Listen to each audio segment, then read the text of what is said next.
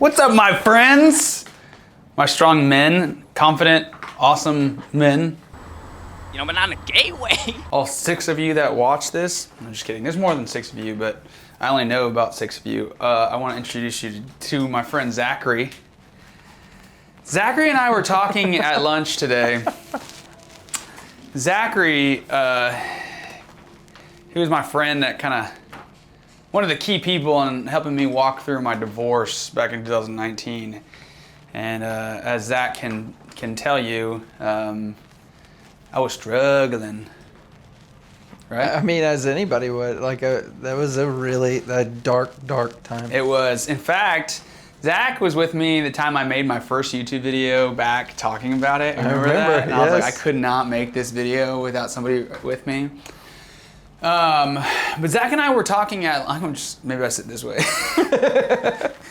No, just sit right in front of you. Yeah. You're kind of blurred, but that's fine. Zach and I just got lunch and we were talking about just life, and there you go. I got to sharing just how I've been up and down with posting on YouTube again, and just where I've landed is action is the answer. Just like do something, post something, say something.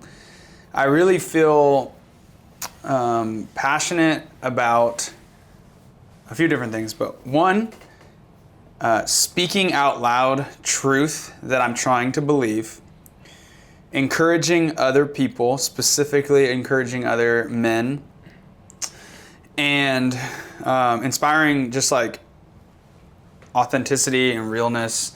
But I'm in this struggle of posting and doing that and letting the motivation be that, and not letting it become about how many people are watching or is this successful because this number of people watched. And it was just super encouraging. And a part of the realization was that in my attempt to create a place to encourage other men, I realized how much I needed encouragement because we were at lunch and he was asking me about things, and I was just like, honestly, like, I just really needed that encouragement. Okay, yeah, because you encouraged me. Yeah. Right? I hope so, yeah. You said something about like you've enjoyed watching the videos. Oh, yes, about your videos. Yeah, I think it's because it's things that are practical or things that are what men need to hear. Yeah. And they're real and authentic. Yeah. So it's been really good and encouraging for me. Yeah, and I think what's cool about him stopping by right now is I don't think I really learned how important it was to have good, strong male friendships until like 2019. Like really at a deep level, because you like walked with me through that, and Zach is a huge reason why I have such a heart for encouragement for other men, because I actually experienced just walking with him, and I don't think I've ever told you this, but I think like every time I see you, I get a sense of peace, because I think back to 2019, and like when I met you, I was in such a dark place, but every time we were together, I just like felt peace and that encouragement and just a sense of everything's gonna be okay, you know, like I'll be all right, I'm gonna make it, and then when I see you, you're also a reminder of even in the darkest of times, there's hope, because when I met you, everything was so dark. And now look where I am 5 years later, you know? Yeah. Yeah, I mean, you said it's for me, but I mean, I think for any man, like for any person, really, if they don't have someone, so if you're walking through something dark and you don't have someone, like where is your hope? Like you don't have it. And I mean, ultimately we find it in Jesus, but right. He's given us people, community, to experience that hope. Yeah, tangibly. Yeah. Yeah. Yeah, I think, what is it? We are, in Christ, God has made us ambassadors, as if God was making an appeal through us to other people. Mm-hmm. And it's like, what does Jesus say? Like, this is my commandment, that you love one another, like as Christ has loved you. Yeah. we get to be tangible examples of God's love for us. And on this broader topic, it's crazy to think it wasn't until I was like really 26 years old that I really understood that from a brotherly love, because and I've shared this in other videos that like anything like emotional or encouraging or affirming from guys is gay, and so it was just like, oh, that's only reserved for girls. And so I would go to girls so much just to kind of feel that, but they never could really be that because that's not what they were meant to be. They were there. It's a different thing, and I just desperately needed encouragement from men. Right. And that's when I started realizing how important it was in 2019 with you and others, but especially you. I think guys naturally have a difficulty being vulnerable. I mean, I think you've even talked about this too. Like, there's something within us that like we have to be strength. We have to be strong for women. Yeah. But we also have to be strong for other men. We can't show that weakness. Yeah. But I think the moment that you're able to be vulnerable and show weakness, then you're able to receive something that you desperately need. Yeah. Yeah, and I think so many men are looking for that. Yeah. You know, but it's just like, it's not really talked about. It's not really encouraged. It's not like, it's not a main message that you hear to be like, hey, I think there's like a calling for it. Like, I'll see things of those like for the boys, you know, the boys. And I feel like the boys for the boys or do it for the boys is like the world's way of saying like, we need strong male friendships that are like deep and encouraging. But the problem is most of the time that for the boys, it ends pretty shallow. Like those relationships tend to just be like joking and like having fun and whatever, which is great. But I think that we're missing so much when there's nothing deeper, like speaking identity into your friends. Like, this is who I see you are. Like, this is like how I see you. This is what God says about you. Like, you can come to me and tell me that you're struggling in this and that, and I'm not going to just be like, oh man, you're fine. But rather like hear you out and actually like speak into you and encourage you. Like, you can have shallow relationships, and I think even like pre-2019, like you can have shallow relationships, and they will be relationships, and you can feel as though like you're doing the right there, that you have an actual relationship with someone. But until you like speak life into each other, or someone speaks life into you, and you don't just like brush things off, that you can be vulnerable and be honest, like then you'll find a deeper connection, and you'll find more fulfilling relationship, the way that relationships were designed. Yeah.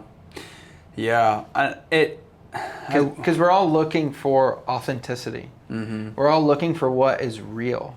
There's so much fake in this world, like social media, television.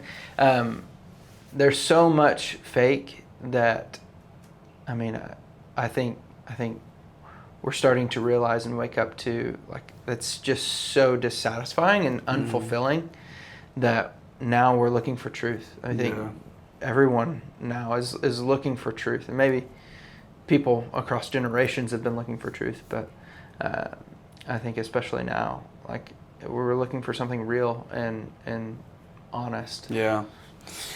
This is kind of going back, but what do you remember? Because that was such a crazy whirlwind of emotions during that time. What do you remember about me during that time? Or even when you first met me and found out I was going through a divorce? And you were at a state of you could only do one day at a time, but barely even at that. That any thought past like what was right in front of you was difficult to focus on, because you were all consumed with that relationship and the ending of that relationship. So there was a lot of brokenness, and a lot of back and forth of emotions of like, okay, I think I'm good. Okay, I'm in the pit. Okay, I think I'm good. Okay, I'm in the pit again. And so, I think a lot of it was just this, I don't know, just this this ability to only go 1 minute at a time, not necessarily 1 day at a time, but 1 minute at a time. Yeah, I do remember that. I remember just being in this like panic. Anytime I thought about the future, it would just make me anxious. Yeah. Because I was just like, I don't know. I don't know what's gonna happen, and I can't control it, and it like scared me to death. Well, I mean, the future that was taking place was not anything remotely close to what was in your mind. Mm-hmm. Like, we plan out our future.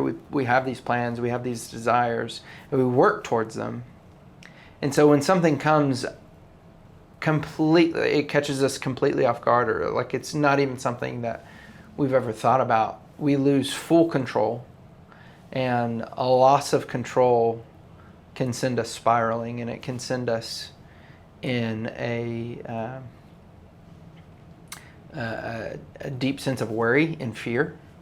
So, I mean, the fact that you had lost control of relationship and of your future at that point, I mean, it kind of left you spiraling. Yeah. How did I make it out of that? I think you were aware enough that you couldn't do it on your own. And one, you put your full dependence in Christ and on God, like that. Truly, like that was that He is who got you out of that, and He did it through the people that He surrounded you with. Yeah. Because it wasn't just me too. Like, I mean, you say these nice things about me, but like there were multiple men and even older saints that were that you surrounded yourself by, because you knew that you needed it, because every time you looked within yourself, you saw no answers. That's it, bro. That's it. And that is like the heart of this channel now, is I want to share that message of hope to other guys who feel the way I felt, where I was just isolated, and I ran out of my own strength during that time. Yep. And even more so, I ran out of just like having a relationship with God, but not His people. Mm-hmm. And it was in that time that I realized that God's number one method of showing love is through people. Yeah. There's a quote by an early church father, the 1st or 2nd century, and I completely forget who it is that said it, but the way the quote kind of goes, because I'd butcher it if I just try to say it, is we see God as Father and the church as Mother. Like, basically saying you cannot have God without the church. You cannot have the church without God. So you cannot have His people without God, and you cannot have God without His people. The two go hand in hand. The reason why Jesus said, on this rock I will build my church, I will build my people, like on, like Christ died, He rose from the dead, and He left His people to do His work. And he meant, even from the very beginning, He meant things to be in community. That's why He didn't just create one human, but He created two. That community is necessary in His design. Yeah, that's good. That's good. So that is the heart. That's the heart behind this. And for those who have been following along, there's a handful of you guys. I got a text from Jake East yesterday saying, "Hey, keep making the videos. Like, I love them. Your encouragement means a lot to me, because I feel like I am in this fight where I feel like I really want to create that space and encourage people and be encouraged, but I'm under attack. Like, I hear lies all the time. I'm just like, this is a waste of your time. Like, you're not doing anything good. You're not. This is a waste of your time, and it's failing." And I just want to cling to the belief that if one man out there hears this message and finds community or builds community or seeks out like good friendships and their life changes, then it's worth it. But I struggle to believe that sometimes. Yeah. Well, it's difficult to believe something you can't see. Yeah. But I can see you, and you said that you liked the videos. It's true. So that's good. It's funny you're talking about how when we met, like I was very encouraging to you. I also remember I would always make you really sleepy. I'd make you really sleepy. You did make me sleepy. I'd just bring your energy down. Maybe that's what the PC. Yeah. Maybe you just needed to rest. Yeah, Zach's always been Zach was kind of like Raj. They both were like, they carried the same spirit. They're just like, I'm not really trying to do anything but eat and sleep. You gotta go? Yep. Love you, bro. Appreciate you. Glad you're here. Yeah. I'll take that little thing.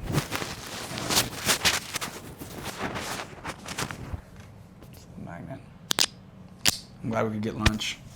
Yeah. Same. Love you, bro. Love you. Appreciate it.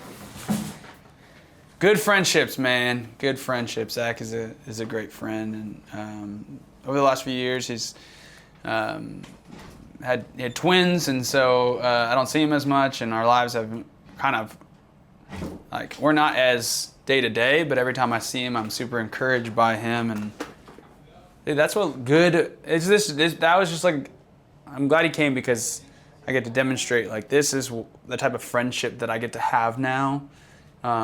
Because of all the things that God has done in me, and I hope that for the man out there watching,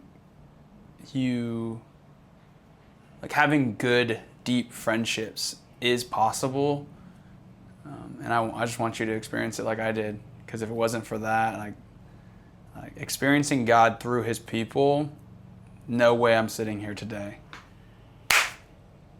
Love you guys out there. God loves you. There's so much for you. If you look in the mirror and you don't like what you see, know that if God was standing right there, He likes what He sees. He's proud of you, and He's made you unique and with a purpose, and you're not too far gone. All those things I thought, and God is continually reminding me of the truth through His Word, through Him directly, and through His people. Love you. Peace.